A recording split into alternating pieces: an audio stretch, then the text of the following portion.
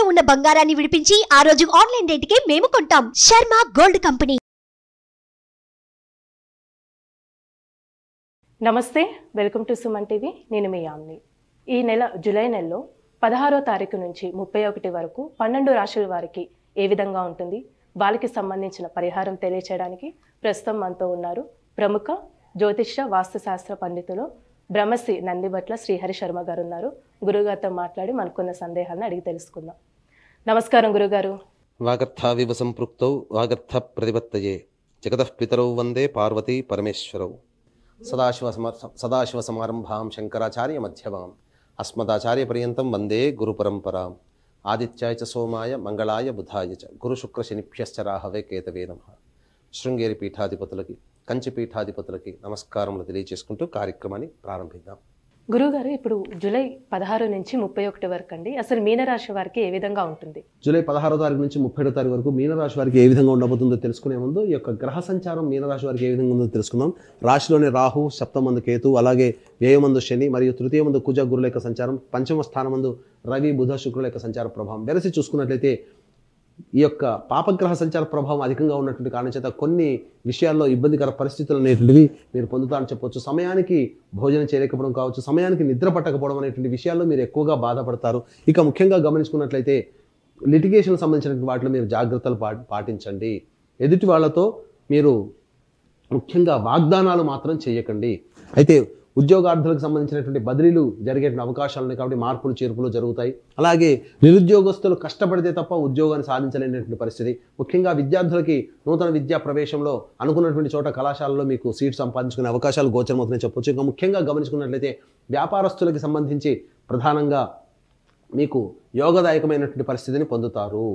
ఇక food processing రంగంలో ఉన్నటువంటి వారికి కొంతవరకు ఆదాయ మార్గం తగ్గినప్పటికీ, రియల్ ఎస్టేట్ రంగంలో ఉన్నటువంటి వారికి ఆశాజనకమైనటువంటి ఫలితాలు పొందుతారని చెప్పవచ్చు. ముఖ్యంగా గమనించుకున్నట్లయితే గ్రహాల యొక్క అనుగ్రహం కొంతమేర మీకు దైవగ్రహాల కంటే పాపగ్రహాల యొక్క ప్రభావము మీకు కొంత ఇబ్బందికరంగా మారుతున్నటువంటి కారణం చేత దైవానుగ్రహంతో మీరు దైవశక్తిని మీరు పెంచుకొని ముందడుగు వేస్తే అన్నింటా మీదే విజయమని మీరు పొందవచ్చు. ఇక ముఖ్యంగా గమనించుకున్నట్లయితే వివాహానికి సంబంధించిన ప్రయత్నాలన్నీ కూడా కొలిక్కి వస్తాయి. వివాహార్థులకి చక్కటి జీవిత భాగస్వామి లభించేటువంటి అవకాశాలు గోచరమవుతున్నాయని చెప్పవచ్చు. ముఖ్యంగా కొన్ని సందర్భాలలో రుణాలు చేయాల్సినటువంటి పరిస్థితి వస్తుంది కాబట్టి జాగ్రత్తలు పాటించడం, మీ యొక్క అవసరాల్ని ఎంతవరకు సాధారణంగా తగ్గించుకుంటే మీరు అంతగా మీరు రుణగ్రస్తులు కాకుండా ఉంటారని చెప్పవచ్చు.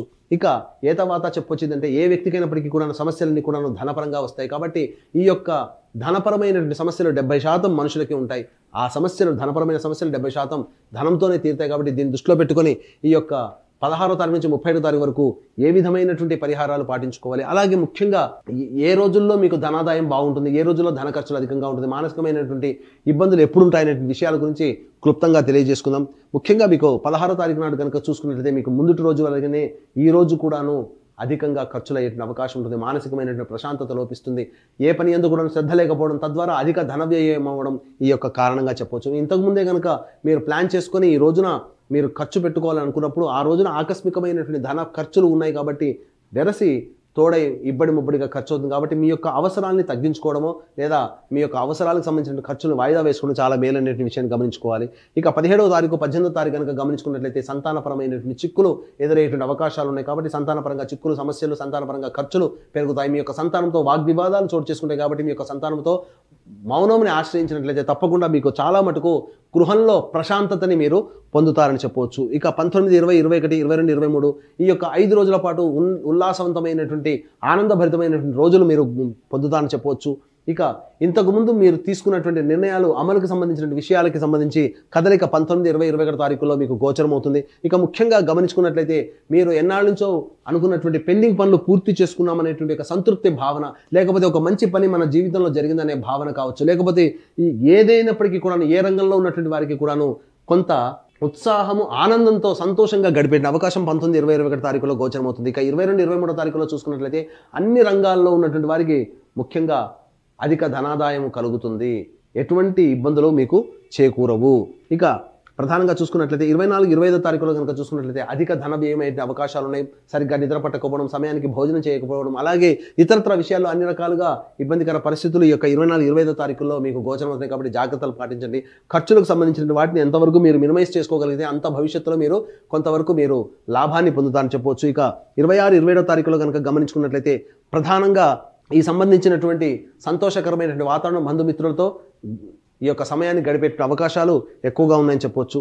ఇక ప్రధానంగా 28-29 తారీఖులో కనుక చూసుకున్నట్లయితే కుటుంబ సభ్యుల మధ్య వాగ్వివాదాలు పెరగడం. కాబట్టి దాంపత్యంలో ఉన్నవాళ్ళు మీ యొక్క జీవిత భాగస్వామితో ఎంతవరకు మౌనాన్ని ఆశ్రయిస్తే అంత మీకు మంచి జరుగుతుంది. ఇంటా బయట కొంత మీ యొక్క వాక్కు వలన సమస్యలు ఎదుర్కొనే అవకాశం ఉంటుంది. అలాగే ఖర్చులు కూడా 28-29 తారీఖులో మీకు గోచరమవుతున్నాయి. ఇక 30-31 తారీఖులో కనుక గమనించుకున్నట్లయితే ప్రధానంగా మిత్రుల యొక్క సహాయ సహకారాలు, బంధువుల యొక్క సహాయ సహకారాలతో మీరు అనుకున్నటువంటి పనులలో మీకు ధన రాబడి పెరుగుతుంది. లోన్ శాంక్షన్ కావడమో లేకపోతే మీకు అప్పు దొరకడము, తద్వారా మీ భవిష్యత్ ఖర్చులకి సంబంధించినటువంటి మార్గాలు సుగమం అవుతాయని చెప్పవచ్చు. కాబట్టి ఏ తర్వాత చెప్పొచ్చేదంటే ఈ యొక్క గ్రహాల యొక్క సంచారము మీకు అనుకూలంగా ఉన్నప్పటికీ గ్రహ బలము తక్కువగా ఉన్నటువంటి కారణం చేత దైవ బలంతోనే మీరు అన్ని రకాల సమస్యల్ని చక్కబెట్టుకుంటారు. దీన్ని దృష్టిలో పెట్టుకుని ఈ నెల 21 తారీఖు రోజున శ్రీకాళహస్తి క్షేత్రంలో రాహుకేతు పూజ, గురు పౌర్ణమి సందర్భంగా ఈ నెల 21 తారీఖు రోజున రాహుకేతు పూజ, అలాగే విద్యార్థులకి సరస్వతి దక్షిణామూర్తి హోమాలతో పాటుగా వృషభ, మిథున, కర్కాటక, సింహతుల, వృశ్చిక, మకర, కుంభ, మీన రాశుల్లో జన్మించినటువంటి వారికి శని దోషం, ప్రధానంగా మీనరాశి వారికి ఏలినాటి శని దోష ప్రభావం అధికంగా ఉన్నటువంటి కారణం చేత